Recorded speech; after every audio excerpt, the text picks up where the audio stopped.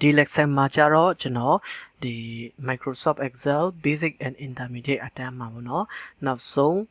printing အကြောင်းကိုပြောပြပေးသွားမှာဖြစ်ပါတယ်ဒီ lesson မှာတော့ဒီလောက်နဲ့ကျွန်တော်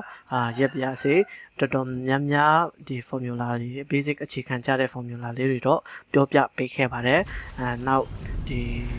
lesson မှာတော့ကျွန်တော် PowerPoint နဲ့ပတ်သက်တဲ့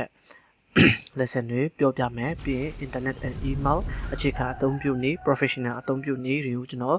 ပြောပြပေးမယ်ဒါပြီးရင်ကျွန်တော် advanced excel course ကိုကျွန်တော်တက်လေးလုပ်ပြပေးတော့မှာဖြစ်ပါတယ်အဲ့ဒီချိန်မှာလေ့လာခြင်းတော့ထပ်ပြီးတော့လေ့လာခြင်းတော့အများကြီးရှိပါသေးတယ် excel နဲ့ပတ်သက်တဲ့ဟာပေါ့နော်ဆိုတော့ဒီသင်ခန်းစာမှာတော့ဒီ printing နဲ့ပတ်သက်တဲ့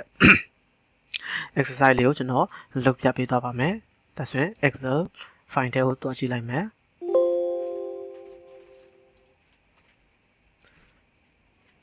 ဆိုတော့ဒီကောင်လေးကိုကျွန်တော်တို့ print လုပ်ကြည့်ရအောင် print လုပ်မယ်ဆိုရင်ကို print လုပ်ထည့်တဲ့နေရာလေးကို print area သတ်မှတ်ပေးရပါမယ်ဆိုတော့ဒီတိုင်းမလုပ်ဘဲနဲ့ file ထဲကနေ print ကိုနှိပ်လိုက်မယ်ဆိုရင်တော့ဘယ်လိုပေါ်မလဲကြည့်ကြရအောင်ဆိုတော့သူလိုချင်တယ်လို့ပေါ်နေတာပေါ့နော်ကြိုက်တယ်လို့ပေါ်နေပါတယ်အမှာ page number 3ထိရှိပါတယ်အဲ့လိုကြိုက်တယ်လို့ပေါ်နေပေါ့နော်ဆိုတော့အဲ့လိုမပေါ်အောင်ဘယ်လိုလုပ်ကြမလဲအရင်ဆုံးကျွန်တော်အရင်တော့ပြောပြခဲ့ပူပါတယ် page layout ထဲကနေကို print ထုတ်မဲ့စာရွက်တွေကိုရွေးပေးရပါမယ်A4 ပေါ့နော် A4 ရွေးပေးရမယ်ဒါကကိုမလုပ်ခင်မှာစာတွေမရိုက်ခင်မှာလုပ်ပေးတဲ့အရာတွေပါ margin နေရာမှာကျွန်တော် 0.2 လောက်ပဲထားလိုက်မယ် 0.2 ပေါ့နော် 0.2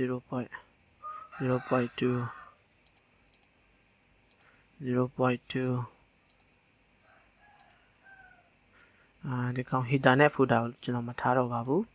0ပဲထားလိုက်မယ်ပြီးရင်ဒီလိုပဲထားလိုက်မယ် okay ပေါ့နော်ပြီးတော့ဒီမှာသူရဲ့ A4 စာမျက်နှာပုံစံတွေကဒီလိုလေးဖြစ်တဲ့အတွက်ကြောင့်ဒီနေရာမှာတစ်ခုပေါ့နော်ဒီနေရာမှာတစ်ခုအဲ့လိုဖြစ်နေတဲ့အတွက်ကြောင့်ကျွန်တော်ဒီကောင်ကိုcắt လုပ်လိုက်မယ်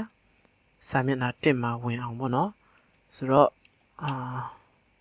ဒီကောင်ကိုအားလုံးကို select လုပ်လိုက်မယ် control N နဲ့ select လုပ်လိုက်မယ်ဒီကိုရွှေ့လိုက်မယ်ဆိုတော့မလွတ်သေးပါဘူးတစ်ခုကျန်နေသေးရပါတော့ preview ကိုကြည့်ပြီးတော့လည်းရပါတယ် control နဲ့ P ကိုတစ်ချက်နှိပ်လိုက်ပါ control P ဆိုရင် print ပေါ့နော်အမှာတစ်ခုမဆက်မှုဖြစ်နေပေါ့နော်မဆက်မှုဖြစ်နေသေးပါတယ်ဆိုတော့ဘယ်လိုလုပ်ကြမလဲဆိုတော့ဒီနားလေးကိုတစ်ချက်နည်းနည်းတေးခိုင်းလိုက်မယ်ဒီတိုင်းတေးခိုင်းလိုက်မယ်ဆိုရင်ဒီမှာဆန့်သွားပါပြီဆန့်သွားပြီပေါ့နော်ဆန့်သွားပြီဆိုတော့ဆိုရင် control P ကိုနှိပ်တယ်ဆိုရင်ဒီမှာအားလုံးဆန့်သွားပြီpage 1 of 1ဖြစ်သွားပြီပေါ့နော်အဲ့ဒါဆိုရင်အားလုံးဆန့်သွားပါပြီဆိုတော့ဒီကောင်လေးကိုပဲကျွန်တော်တို့ဒီကောင်ကိုအပေါ်ကဟာမပေါ်စေချင်ဘူးဒါဆိုရင် print area သတ်မှတ်လို့ရပါတယ် print area ကို control A နှိပ်ပြီးတော့ဒီ table ကို print ထုတ်လို့ရပြီပေါ့နော် page layout ထဲကနေ print area ဆိုပြီးတော့ set print area သတ်မှတ်ပြီးတော့ print ထုတ်လို့ရပါတယ် control P ကိုနှိပ်လိုက်ပါဒါဆိုရင်တော့အဲ့လိုဟို print ထုတ်မဲ့ဟာလေးကိုပေါ်နေပြီပေါ့နော်ပြီးတော့ဒီမှာအောက်ဆုံးမှာ no scaling ဆိုတာရှိပါတယ် scaling ပေါ့နော် print sheet at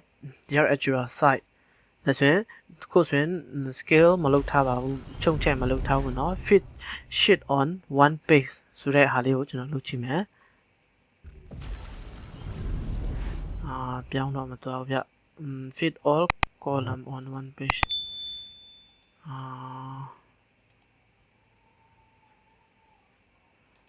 ပြောင်းမသွားဘူးဗျ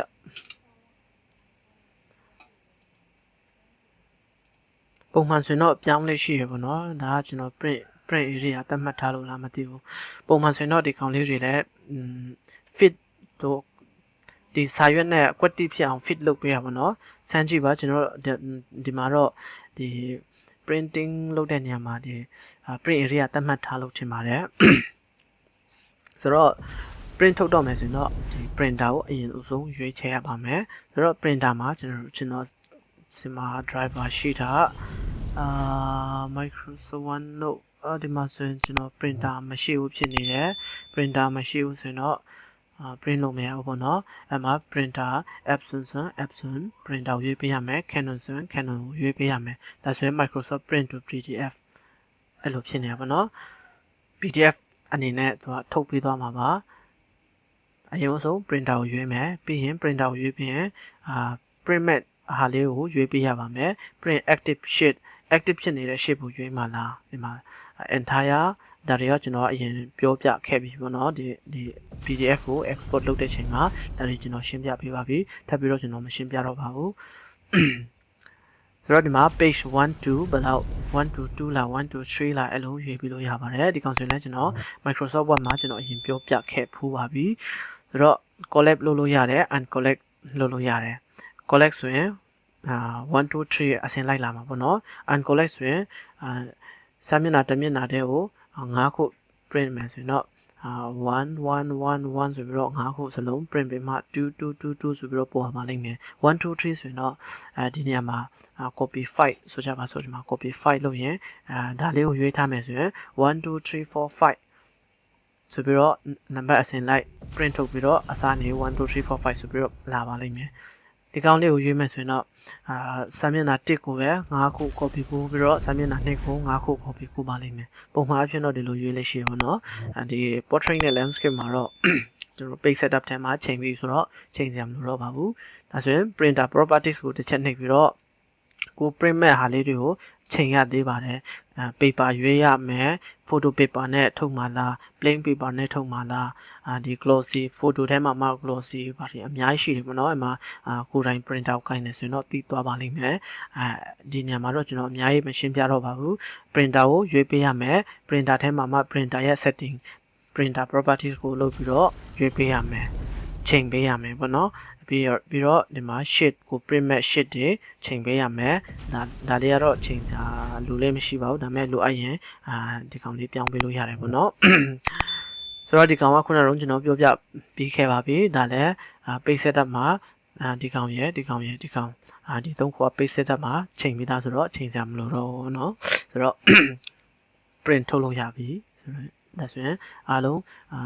ကိုယ်တိုင် printer နဲ့ print ထုတ်တတ်မယ်လို့ပြောလင်းပါတယ်အားလုံးပဲကျေးဇူးတင်ပါတယ်